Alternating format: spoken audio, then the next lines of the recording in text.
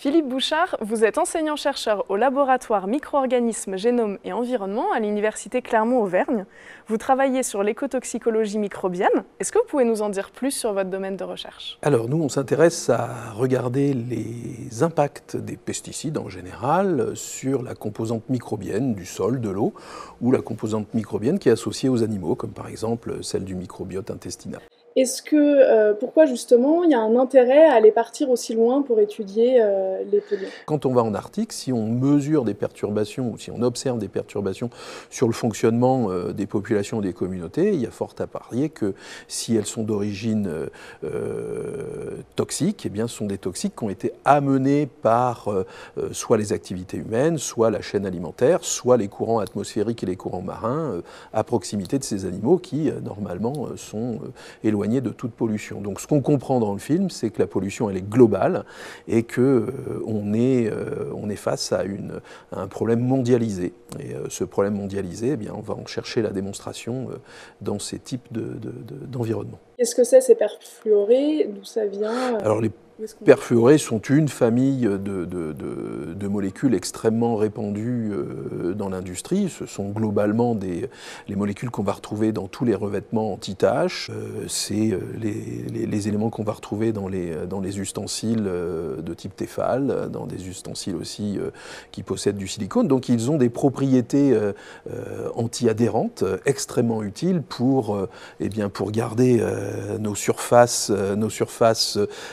on va dire entre guillemets plus propres, en tout cas moins facilement colonisables, par exemple par des micro-organismes ou moins facilement tachables. Donc ça a un intérêt économique, ça a un intérêt sanitaire, ça a un intérêt dans toutes nos phases de vie quotidienne. Et ces molécules sont utilisées depuis maintenant plus de 50 ans. Et donc il n'est pas étonnant aujourd'hui de les voir apparaître dans la chaîne alimentaire et impacter certaines populations.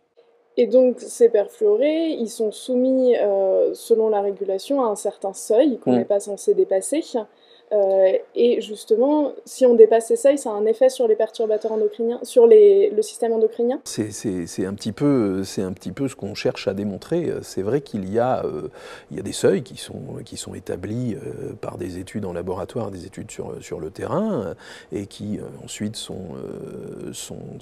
déterminés par le législateur. Donc on a des moyens de caractériser la toxicité, mais souvent cette toxicité elle est caractérisée pour des doses qui sont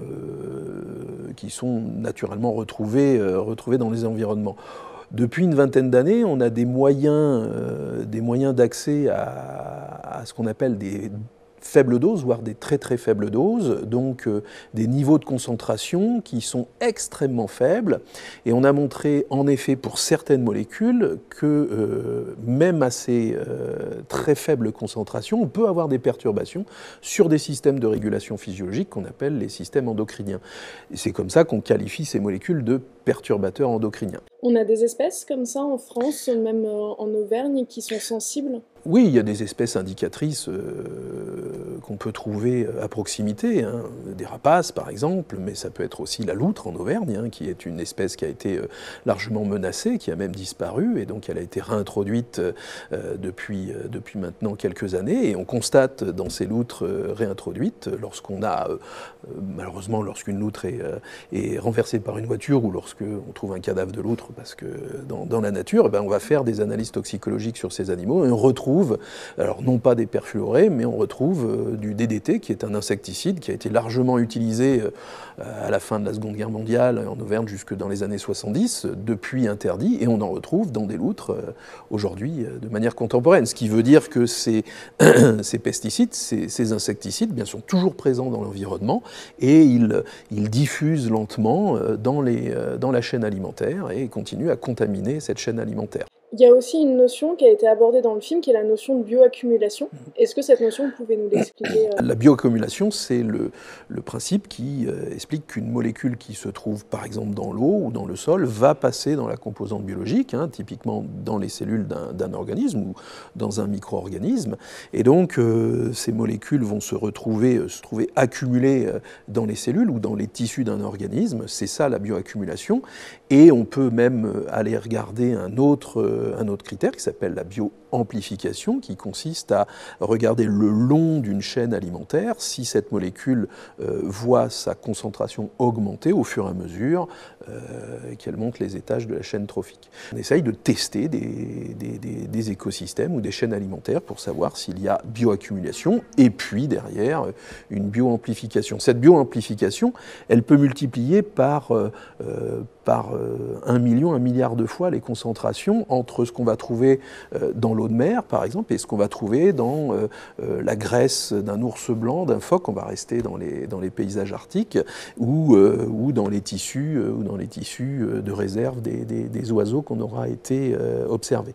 Et donc, quand on regarde, quand on dose les concentrations dans l'eau, on va avoir des faibles concentrations qui correspondent à des concentrations pour lesquelles on pense qu'il n'y a pas de problème, mais au fur et à mesure de la bioaccumulation et de la bioamplification, au bout de la chaîne, on peut avoir des doses qui sont dramatiquement élevées et qui, là, vont avoir une conséquence sur les individus. Et c'est souvent les superprédateurs qui sont impactés.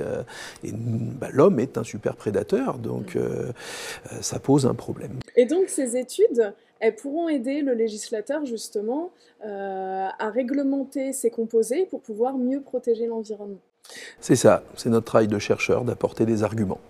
Je vous remercie beaucoup Philippe pour cette interview. Merci à vous. Et je remercie également le collectif Montagnier Sciences de Clermont-Ferrand pour avoir aidé à préparer cette interview.